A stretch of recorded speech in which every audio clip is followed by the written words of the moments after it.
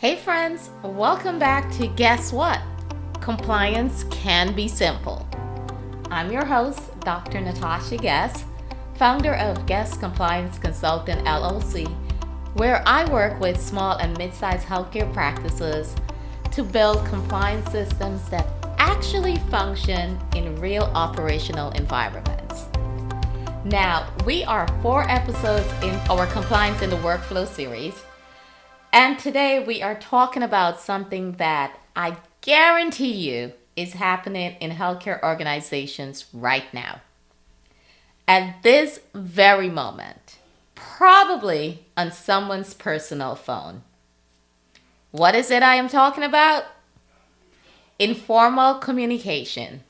Specifically, what happens when a text message sent for convenience becomes a breach investigation. Now let me paint a picture for you and you might recognize it. You have a team member that is supporting a client practice. There is a billing issue that needs to be resolved quickly for a member. They have the patient information in front of them and they need to share it with a colleague to sort out the problem. Logging into the secure system platform takes a few extra steps, and their colleague is right there, so it seems a text is faster. The team member sends the text message and sends it from their personal cell phone. The issue gets resolved, everybody moves on, and nobody thinks about that text message again until the cell phone gets lost. Now, let me walk you through what happens next, because this is where most people do not realize what they have set in motion. When a personal device containing PHI is lost or stolen, the practice or organization does not get to simply hope for the best. Under the HIPAA breach notification rule, the organization must initiate a formal breach risk assessment. And that assessment has 4 specific factors. Now let's talk about those factors. The first is the nature and extent of the PHI information involved.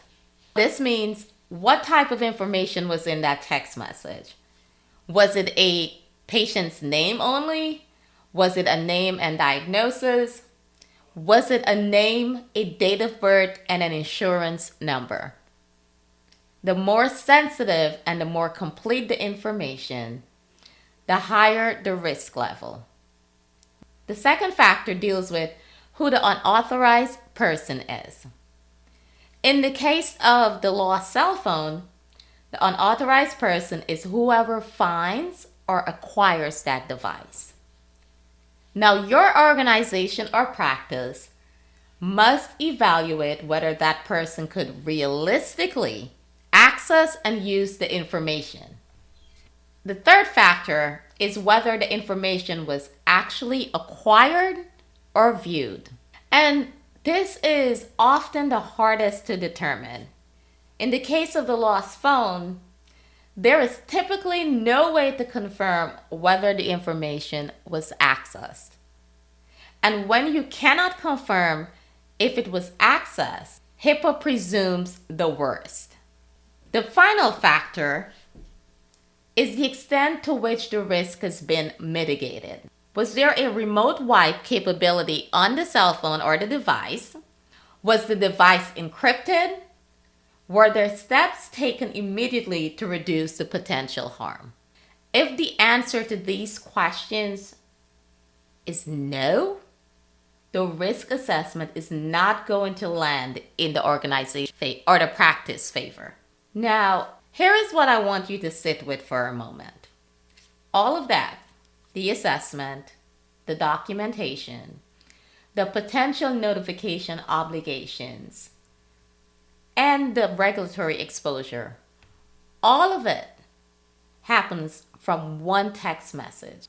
It was sent because someone assumed it was faster. It was sent because someone thought that it would be okay. And it was sent because someone was not trained properly on HIPAA standards. Now, I do want to be clear about something because I hear this pushback quite often. The issue is not that your team wants to be efficient. I know efficiency is valuable. And I know that speed is part of what makes a great operational team.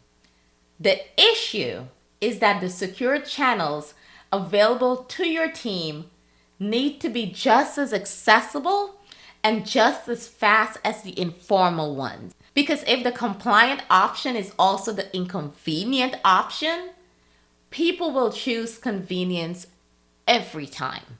And that is not a character flaw. That is human nature. And a compliance program that ignores human nature is not protecting anyone. Now, I want to talk to you about what the right system looks like. It starts with approved communication channels. Your organization or practice should have a clearly identified list of approved platforms for communicating about your patient information. Encrypted messaging tools, secure email, and EHR-based communication systems all qualify.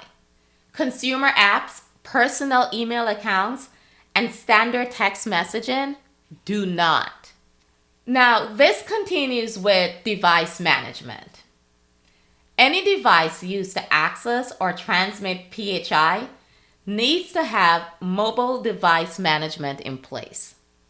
That means encryption, remote wipe capability, and the ability to separate personal data from work data if the device is also used personally.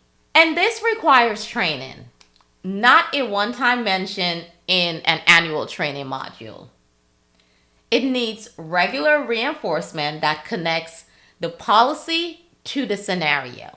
Something that walks team members through exactly what a lost device sets in motion so that the policy is not an abstraction but a lived consequence they understand. What I want you to take away from this episode is that informal communication does not feel like a compliance risk in the moment. It feels like getting the job done. The team member who sent that text was trying to help. They were trying to be responsive and they were trying to do their job. And that is exactly why this pitfall is so common and so costly.